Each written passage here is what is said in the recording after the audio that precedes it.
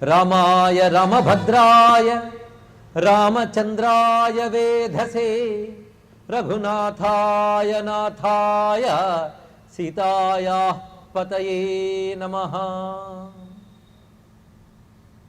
రామం రామానుజం సీతాం భరతం భరతానుజం సుగ్రీవం వాయుసూనుంచ ప్రణమామి పునః పునః. జాంబవత్ సుగ్రీవ హనుమత్ సీతాలక్ష్మణ భరత శత్రుఘ్న పరివార సమేత శ్రీరామచంద్ర పరబ్రహ్మణే నమో నమః. అయితే రామకర్ణామృతం ప్రధానంగా ఈ గ్రంథం యొక్క విశేషం మనం తెలుసుకోవాలి అంటే, కర్ణామృతం పేరుతో ప్రధానంగా 3 గ్రంథాలు మనకు లభిస్తున్నాయి. ఒకటి కృష్ణకర్ణామృతం, రెండవది రామకర్ణామృతం, మూడవది శివకర్ణామృతం. అది అప్పయ్య దీక్షితుల వారు రచించారని ప్రతీతి. ఇక కృష్ణకర్ణామృతం సందేహం లేకుండా లీలాసుకుల వారి యొక్క రచన. ఈ మధ్యలో వస్తున్నది రామకర్ణామృతం. శంకర భగవత్పాల్ వారు రచించారని ప్రతీతి పొందినటువంటి రామకర్ణామృతాన్ని ఇప్పుడు చెప్పుకోబోతున్నాం ఇక్కడ. అయితే ఈ 3 కర్ణామృతాలే. ఒక మహానుభావుడు గొప్ప మాట చెప్పాడు. ఈ 3 కర్ణామృతాలు ఎలాంటివంటే, భక్తి అనేటువంటి ఒక దైవానికి 3 నేత్రాల వంటివి అని చెప్పాడు ఇక్కడ. అందుకు భక్తి అనే దేవతకి రామకర్ణామృతం, కృష్ణకర్ణామృతం, శివకర్ణామృతం 3 నేత్రములట. అంత విశేషమైన అంశం. ఇది 3 నేత్రాలు ఉన్నవాడు శివుడు గనక ఇది శివునికే వర్తిస్తుంది. ఎందుకంటే శివుడికి రాముడన్నా కృష్ణుడన్నా చాలా ఇష్టం. అదే 2 కళ్ళు రాముడు కృష్ణుడై, ఒక కన్ను తనదై, మొత్తం పరమేశ్వరుడు 3 కర్ణామృతములు 3 నేత్రములుగా చేసుకుని మనల్ని అనుగ్రహిస్తున్నాడని భావన చేసుకోవచ్చు.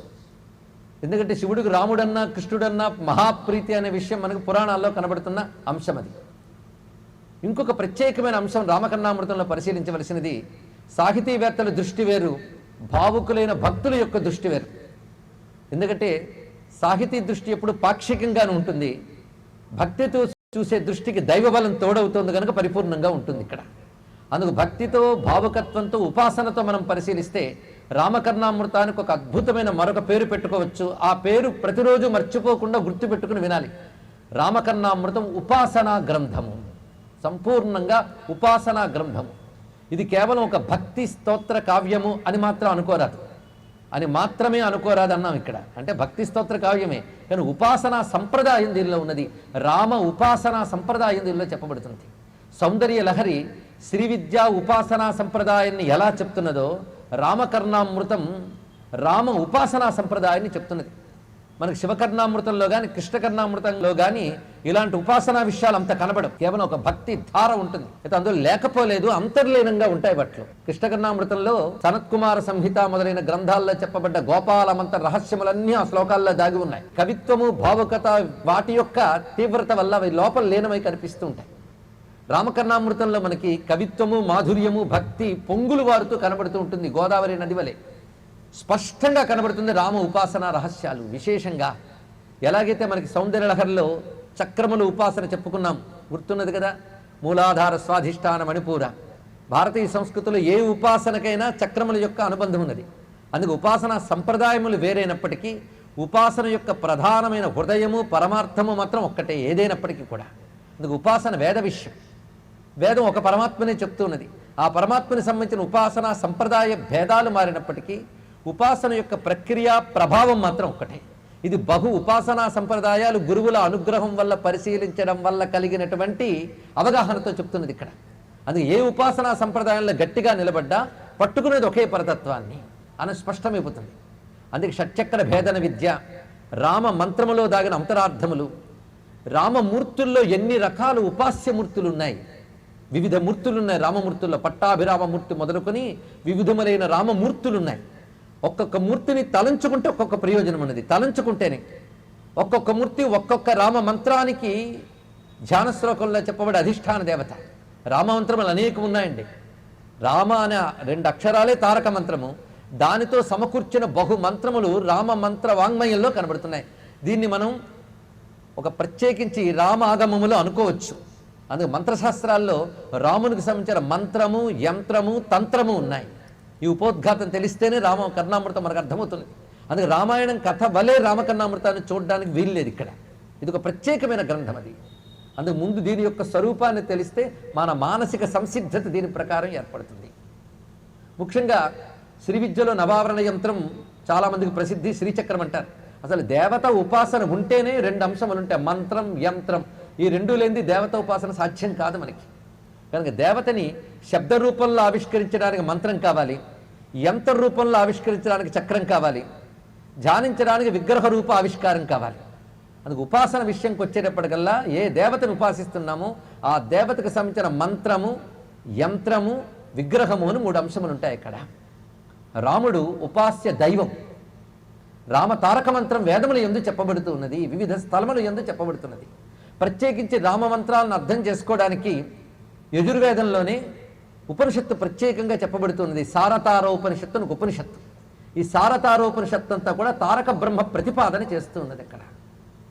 అదేవిధంగా రామ తాపిని ఉపనిషత్తులను విశేషంగా చెప్పబడుతూ ఉపాసనా సంబంధమైన ఉపనిషత్ విశేషాలు ఉన్నాయి.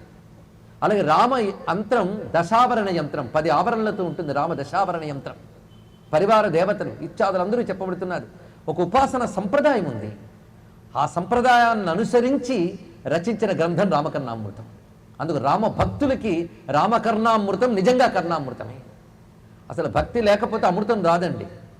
భక్తి అంటే ఏమిటో కాదు, హృదయాన్ని తెరచి ఉంచుట. ఒక పాత్రని మనం మూసి ఉంచి దానిపై మీరు గంగాజలం పోయండి, అమృతం పోయండి, లోపలికి ఒక్కడు కూడా వెళ్ళదు, నమోస్తు నారాయణ. అలాగే మన అహంకారాలు మొదలైనటువంటి మూతలు మూసేసుకుని కూర్చున్నాం అనుకోండి, హృదయంలోకి ఏ కర్ణామృతం కాదు సరికదా ఏది లోపలికి ప్రవేశించదు. అందుకే తెరచిన హృదయం ఉండాలి ఇక్కడ. రాముడు పరమాత్మ, ఏ కించిత్ కానీ రాముడు మానవుడేమో, మానవుడు కూడా మానవుడే అనే భావాలుంటే తుడిచిపెట్టు కూర్చోవాలి రామకర్ణామృతంలో. మొట్టమొదటే ఎటువంటి సంసిద్ధత కావాలో చూపిస్తున్నాం ఇక్కడ. అందుకే రామచంద్రమూర్తిని పరమేశ్వరుడుగా, దేవతగా భావించి ఆరాధించేటువంటి సంప్రదాయం రామకర్ణామృతంలో కనబడుతుంది. అందుకు రామ మంత్రము, రామ యంత్రము, రామ ఉపాసన పద్ధతి, ఉపాసింపబడే రాముని యొక్క వివిధ మూర్తులు రామకర్ణామృతంలో మనకు కనబడతాయి. ఇంతవరకు రాముణ్ణి పరమాత్మగా, ఉపాసనా గ్రంథముగా రామకర్ణామృతాన్ని చెప్పుకున్నాం. మరి రామాయణము, వాల్మీకి రామాయణం ఉపాసనా గ్రంథమా, లేక ఒక కావ్యమా, ఒక సాహిత్య గ్రంథమా? ఎలా పరిశీలిస్తాం? కొంతమంది సాహితీవేత్తలు, కొండకచో పురాణవేత్తలు, వీళ్ళందరూ కూడా కొన్ని దశాబ్దాలుగా రాముణ్ణి ఒక ఆదర్శ మానవుడిగా, ధర్మమూర్తిగా ప్రతిష్ఠించడానికి చాలా ప్రయత్నాలు చేస్తూ ఉన్నారు. పైగా నేటి సమాజానికి, నేటి యువతకి, నేటి కాలానికి అనుగుణంగా రామాయణం చెప్పాలని, సామాన్య మానవుల్లో రాముని యొక్క ధర్మాన్ని చెప్పాలని చాలా ప్రయత్నాలు చేస్తున్నారు. అది కాలపురుషుడు తీసుకున్న ఒక అద్భుతమైన నిర్ణయం. తద్వారా అదే భావన రావాల్సిన అవసరం ఉన్నది, ఇందులో సందేహం లేదు. కానీ అక్కడితో ఆగిపోతే ఒక ప్రమాదం ఉన్నది. రాముణ్ణి కేవలం మానవుడు అని నిర్దేశించడం వల్ల ఆయన యొక్క తారక బ్రహ్మ తత్వాన్ని తెలుసుకోలేకపోతున్నాం మనం ఇక్కడ. తతక్కిం అన్నట్లుగా ధర్మం ఆచరించావు, సంతోషం, సరే, తర్వాత ఇదొక ప్రశ్న ఉన్నది.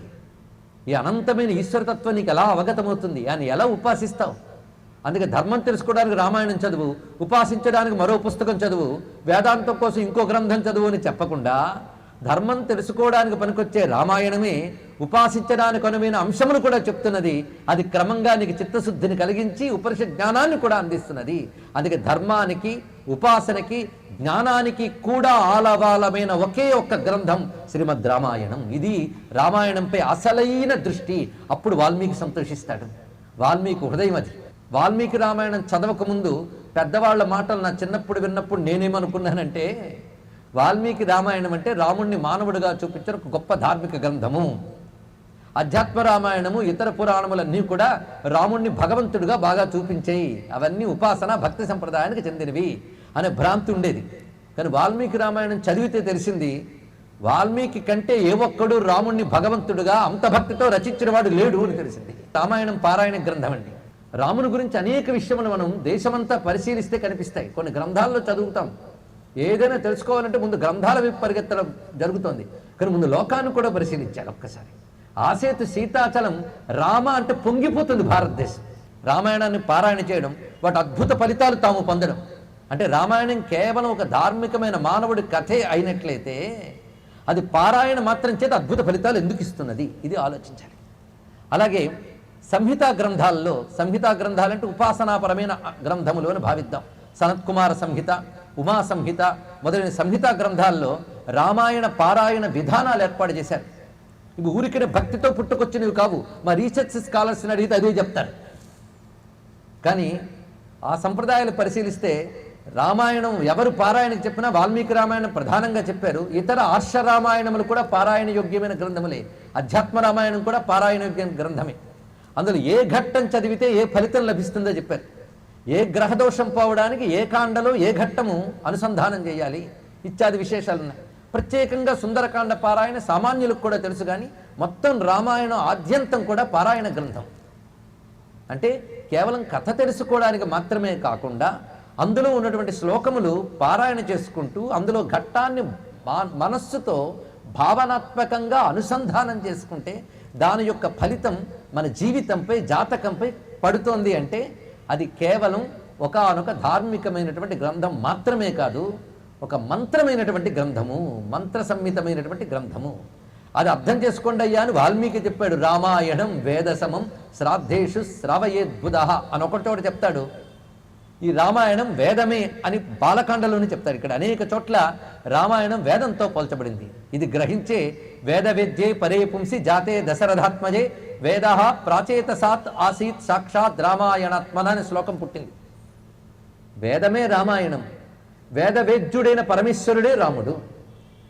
వేదం రామాయణమైనప్పుడు వేదాన్ని రామాయణంగా అందించడానికి వేదర్షే రావాలి. అందుకు వేదర్షి అయిన వాల్మీకి ప్రచేతసుని యొక్క పదవు పుత్రుడు ఆ మహానుభావుడు రామాయణంగా రచించాడు. వేదవేద్యే పరేపుంసి ప్రసిద్ధి చెందిన శ్లోకం కదా, అది రామకర్ణామృతంలోది. శ్రీరాఘవం దశరథాత్మజం అప్రమేయం తెలుసు కదా, అది కూడా ఈ గ్రంథంలోది. జానక్యా కమలామలాంజలి పుటే యా పద్మరాగాయిత, అది రామకర్ణామృతంలోది. ఆ రామచంద్రమూర్తి యొక్క సంపూర్ణ అనుగ్రహాన్ని పొందడానికి రామకర్ణామృతాన్ని ఆలంబనంగా మనం చేసుకున్నాం.